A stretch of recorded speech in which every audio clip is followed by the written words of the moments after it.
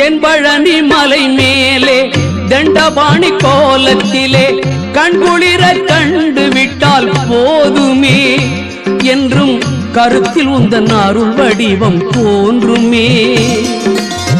தென்பழனி மலை மேலே தண்டபாணி கோலத்திலே கண்குளிர கண்டு விட்டால் போதுமே என்றும் கருத்தில் உந்தன் அருள் வடிவம் தோன்றுமே.